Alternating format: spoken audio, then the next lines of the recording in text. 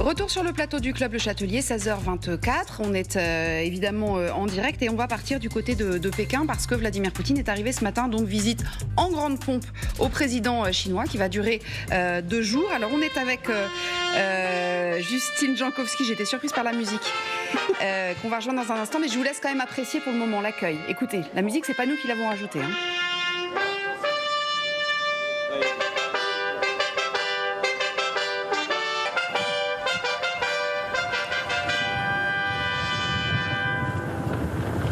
Comme une petite impression d'être dans Gladiator, Arlette, non? Un hommage à la virilité de Vladimir Poutine, peut-être. Peut-être. C'est quand même... Alors, on sait que d'ailleurs, les Chinois apprécient beaucoup ce côté très viril du président russe. Bon, en tout cas, c'était pour le clin d'œil. Vladimir Poutine l'a dit. Il se sent très, très bien. Il est comme un poisson dans l'eau ici en Chine. Écoutez. Excusez-moi de parler trop longtemps. Et de ne pas laisser le traducteur traduire.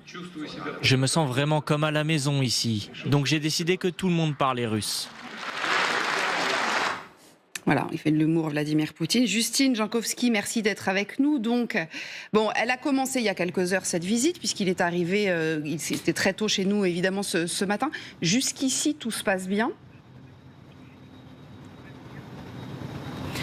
Oui, ce que je peux vous dire, c'est qu'aujourd'hui, la Chine et la Russie ont donné un spectacle d'unité. Par l'image d'abord, vous l'avez montré, Xi Jinping a accueilli son voisin russe en grande pompe sur l'immense place Tiananmen avec tapis rouge, fanfare militaire, tir de canon, tir de bienvenue. Et puis cette unité, on la ressent aussi dans les mots choisis par les deux chefs d'État dans leur déclaration conjointe.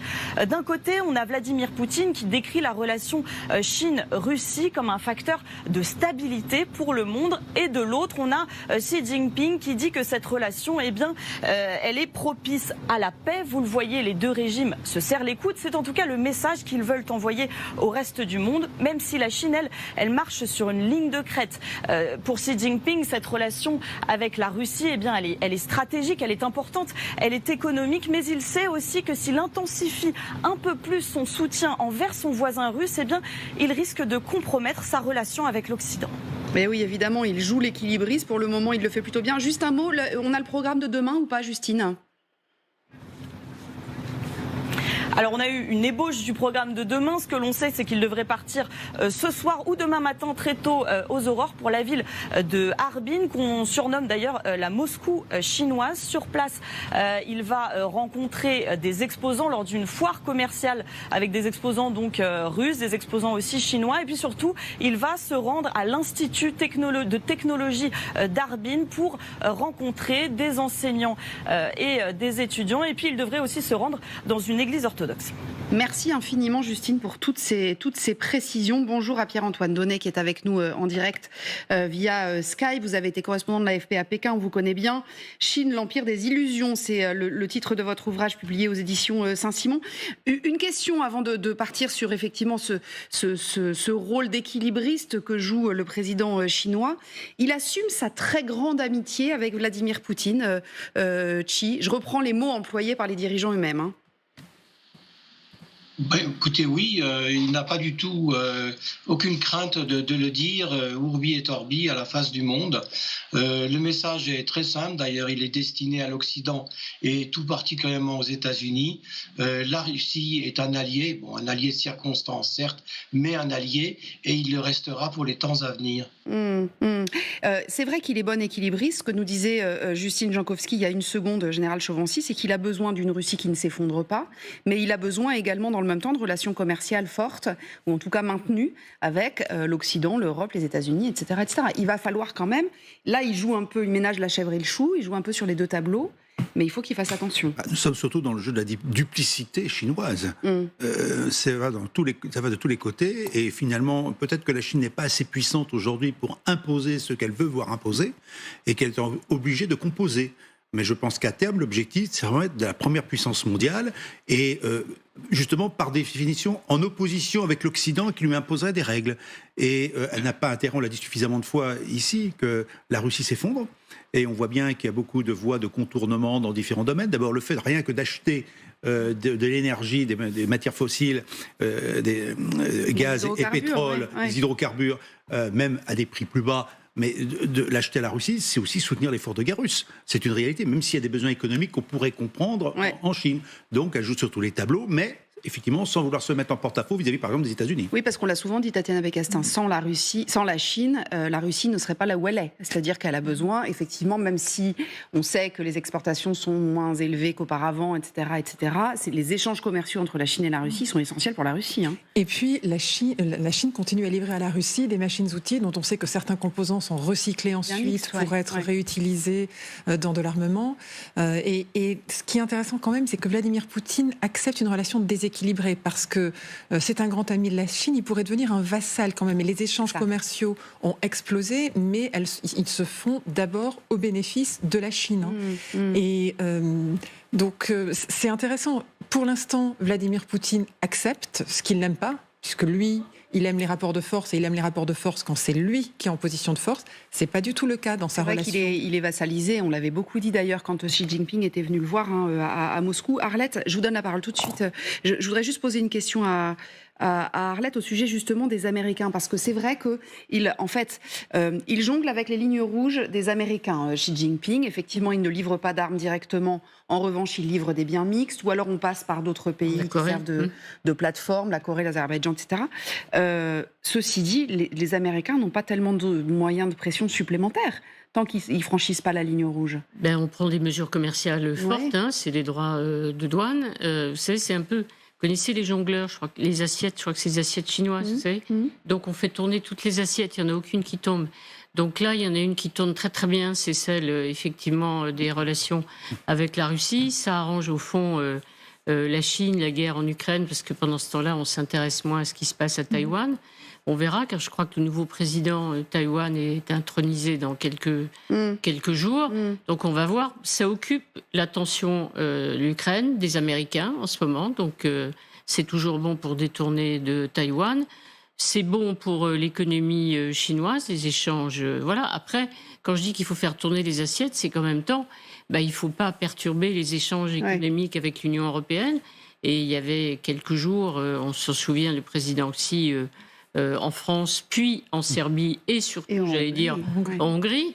Donc, on a bien vu là aussi l'équilibre. Je viens en France, je ne donne pas vraiment de garantie à la France qui demande justement des garanties sur la non-expédition d'armes ou d'éléments qui permettraient, électronique qui permettrait de fournir des armes ou de construire des armes en Russie. Donc, tout ça se fait en même temps avec beaucoup d'habileté. Et puis jusqu'au moment, en espérant qu'aucune assiette, pour reprendre mon image, ne va tomber. Il va arriver à tout. Ou alors, celle qui décidera de laisser tomber, c'est quand il l'aura choisi, effectivement. Jusque-là, il va essayer de tout faire fonctionner en même temps, que tout tourne comme suivant les intérêts de la Chine. Et il nourrit tout ça, parce que pour reprendre l'image d'Arlette, Vincent Crouzet, si on arrête de faire tourner l'assiette, elle tombe. L'assiette. Elle tombe, tout à fait. Donc, non, mais la Russie c'est-à-dire et Poutine... qu'il est obligé d'entretenir toutes ces... Entendu, mais la Russie et Poutine sont dans les mains de la bonne volonté et du bon vouloir plutôt de la Chine. D'ailleurs, certains analystes dans les services de renseignement occidentaux, eux, ont cette interprétation, c'est-à-dire que les Chinois maintiennent les Russes et laissent se poursuivre le conflit pour affaiblir au maximum la Russie et ensuite reprendre pleinement la main. Ça veut dire qu'il n'a pas intérêt à ce que la Russie, s'effondre maintenant, s'effondre le pouvoir russe, mais en revanche, c'est peut être éventuellement de ses objectifs. Non, pas tout de suite, parce qu'il y a du donnant-donnant, comme l'ont dit François, Tatiana et Arlette, tant sur les hydrocarbures que sur les composants, etc. Alors, c'est pas un partenariat sans limite. Pourquoi ? Parce qu'il y a quand même une épée de Damoclès très forte qui pèse quand même sur l'économie chinoise. Ce sont les sanctions qui ont été brandies par les Américains sur les banques chinoises, qui, elles, en fait, soutiennent toute la structure, l'architecture, en fait, de l'économie internationale chinoise. Et si les grandes banques chinoises, Bank of China, BICC, CICC, etc., sont frappées de sanctions et ne peuvent plus financer en fait le commerce international chinois à l'étranger, c'est une catastrophe. Alors là, pour eux, c'est une catastrophe. Pierre-Antoine Donnet, c'est ça en fait. Tout à l'heure, je posais la question du moyen de pression occidental. C'est celui-là, le moyen de pression en question. Oui, mais vous savez, on voit bien finalement que justement, d'ailleurs, grâce à la Chine, les sanctions occidentales contre la Russie n'ont que peu d'effet. Donc, vous savez, pour moi, le président Xi Jinping est un grand stratège et un excellent tacticien également, c'est-à-dire qu'il va tenir compte, évidemment, de ce qui va se passer dans les mois à venir sur la scène internationale pour éventuellement réajuster ses liens avec la Russie. Mais son objectif à long terme, il est simple. Je crois que le général Chouvency l'a dit et je suis parfaitement d'accord. L'objectif de Xi Jinping, c'est de faire de la Chine la première puissance mondiale, à la fois économique, géostratégique et militaire. Et c'est pour cela que la Russie, vassalisé, certes, comme l'a dit Tatiana, lui sert énormément, à la fois sur le plan économique, politique, idéologique et géostratégique. Ne serait-ce que sur le plan économique, il faut savoir que la Russie est devenue le premier exportateur de pétrole pour la Chine.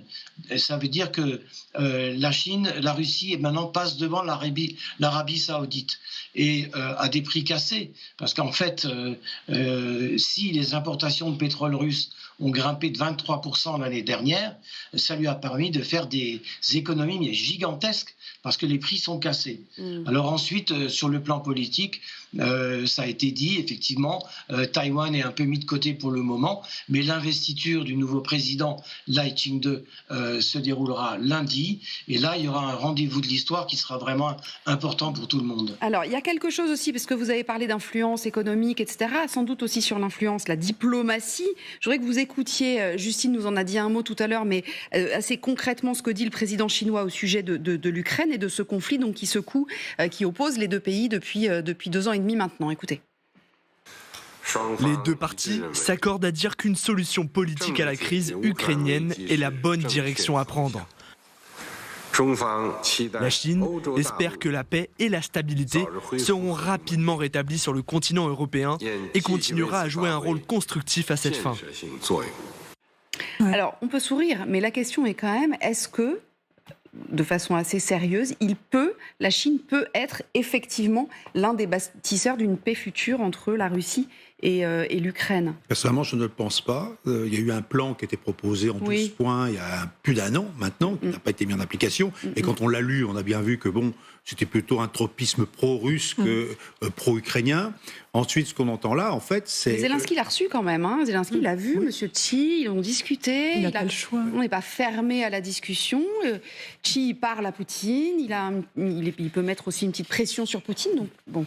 Oui, ce serait toujours possible. Mais enfin, je pense surtout que le président Xi a surtout l'ambition de donner l'image du médiateur potentiel et qui n'a pas vraiment envie d'être le vrai médiateur. C'est-à-dire qu'en fait, un peu, c'est le coup effectivement des assiettes qui tournent. Il joue sur tous les tableaux et surtout, il ne veut pas être en première ligne. Donc, en fonction du moment, il va agir de tel côté ou de tel autre côté. Mais manifestement, aujourd'hui, s'il voulait vraiment faire pression sur Poutine, tout ce qu'on vient de dire tout à l'heure, il pourrait. Il suffirait de lui dire, tu t'en vas d'Ukraine et la guerre est finie. On n'achète plus ton pétrole et on t'envoie plus de machines à outils, pour faire simple. Voilà, ce n'est pas le cas. Donc, on voit bien que avec les images et les paroles, oui, je suis un grand pacifiste, je veux la paix dans le monde, tout ira mieux demain. Et la réalité, il n'y a pas de fait, c'est que de la parole sans l'action. Et il maintient toujours une ambiguïté, parce que justement, il veut proposer un plan de paix qui est plutôt favorable à la Russie, en disant la Russie pourrait garder les territoires qu'elle a annexés. Mais jamais, à ma connaissance, la Chine n'a reconnu l'annexion de ces territoires par la Russie. Donc c'est toujours ce double jeu. Et en revanche, c'est vrai, économiquement, je suis tout à fait d'accord, les Chinois et la Chine, ils ont besoin d'un système financier fort, robuste, solide. Et dernièrement, il y a certaines banques chinoises qui soit ont rejeté des paiements qui étaient faits par des entreprises russes ou qui ont mis beaucoup plus de temps à les processer. Donc on voit quand même, parce que le dollar paiements en rouble, en fait. C'était ça, c'était les paiements en rouble. Mais pour éviter d'être sanctionnés, parce qu'ils ont besoin qu'en aucun cas on ne leur interdise d'utiliser le dollar dans les échanges internationaux. Ils ont besoin de pouvoir continuer leurs échanges internationaux. Mais ils sont très forts parce que personne ne peut dire non à la Chine non plus. Donc ils en usent et ils en abusent. Ils jouent toujours avec les lignes, mais avec quand même toujours, cette flexibilité ou cette duplicité ou ce sens effectivement, de la mesure et de je ne veux m'aliéner personne et j'essaye de dire un mot gentil. Beaucoup, parce qu'il il flatte beaucoup. Je reviens à mon image de début de parti. Il flatte beaucoup Vladimir Poutine. C'est quelque chose qui... Voilà, il a besoin de grandeur, Vladimir Poutine, d'être admiré, qu'on lui fasse croire qu'on ne le prend pas pour un vassal. Enfin, voilà, il y a de ça aussi. Ouais, il aime bien la musique pompier et militaire, comme François Chauvency, donc effectivement. Voilà, c'était plus que ça. On était dans les arènes de c'est pas mal d'ailleurs. Non, mais c'est vrai que la pompe étant au Kremlin aussi, quand Xi a été reçu récemment au Kremlin, c'était de la même manière. Il faut aussi revenir aussi sur un autre point qu'a presque soulevé François, sont les intérêts privés autour des affaires d'hydrocarbures et de composants. C'est-à-dire qu'il y a une centaine d'hommes d'affaires chinois qui gagnent des fortunes derrière ce business. Donc ce sont des intérêts privés très proches du Parti communiste chinois, auxquels il ne faut pas attenter. Je pense que le président Xi, qui est très sensible aux équilibres au sein du parti, cherche à les préserver le plus longtemps possible. Il y a aussi, Arlette, même si les importations vers la Chine ont beaucoup augmenté, enfin depuis la Russie vers la Chine ont beaucoup augmenté depuis le début de la guerre, elles ralentissent là depuis quelques mois maintenant, depuis 2 mois. Il est peut-être aussi aller voir le président Xi pour lui dire, écoute, voilà, là, il faut quand même maintenir le rythme, parce qu'il a quand même une guerre à financer malgré tout, même si on dit que c'est un puissant fond, pas tant que ça. Enfin, je pense surtout que le symbole est très fort, parce que c'est surtout, vous avez vu le sourire. Comme il dit, je suis à la maison, ça veut dire qu'il est parfaitement à l'aise, parfaitement heureux d'être accueilli comme ça. Je veux dire, c'est Poutine le paria qui ne va que dans la proximité ou les pays qui l'entourent. Là, il va en Chine et encore une fois, voilà, il est accueilli de cette manière. Je ne sais pas, mais je poserai la question, peut-être qu'il faut la poser à Pierre-Antoine Denet. Oui, il y avait une occasion pour le président chinois, c'est cette fameuse conférence sur la paix. Alors voilà, c'est la question que je voulais lui poser. Ouais. Voilà. Est-ce qu'il va y aller Va-t-il y aller ou pas? Il y avait un grand espoir des Occidentaux, éventuellement. Il y avait une possibilité d'une initiative. Point d'interrogation pour l'instant. C'est pile dans un mois. Il va y aller ou pas? Et on n'a pas eu d'informations là-dessus, Pierre-Antoine Denet. Alors, les informations qu'on a, c'est le fait qu'il a envoyé des émissaires qui ont pris part à la préparation de ce sommet.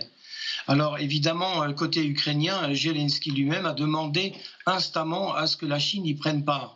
Alors que Xi Jinping y aille lui-même en Suisse, honnêtement, j'en doute très fortement, ça me paraît quasi impossible. Mais si déjà la Chine est présente et participe au débat, ça sera déjà peut-être un gage de bonne volonté de la part de Pékin. Là aussi, j'ai quand même quelques doutes. Maintenant, je voudrais revenir sur l'aspect militaire, parce que finalement, c'est quand même là où se joue beaucoup l'avenir de la planète ensemble, parce que pour le moment, c'est vrai, la Chine est très prudente. Comme ça a été dit, elle utilise ses alliés les plus proches, la Corée du Nord et l'Iran, ces 2 pays ne se privent pas de livrer des quantités d'armement. Mais on voit déjà qu'il y a eu des manœuvres conjointes militaires à proximité de l'île de Taïwan. Et ça n'est pas par hasard, parce que là aussi, on voit bien les intentions conjointes de la Russie et de la Chine. Jusqu'où va aller cette coopération militaire? Là, je pense que vraiment, c'est là le grand point d'interrogation pour demain. Bien entendu. Merci beaucoup d'avoir été avec nous, Pierre-Antoine Denet. Je remercie Justine Jankowski également qui a veillé pour nous. Merci à tous. On va se retrouver dans un instant.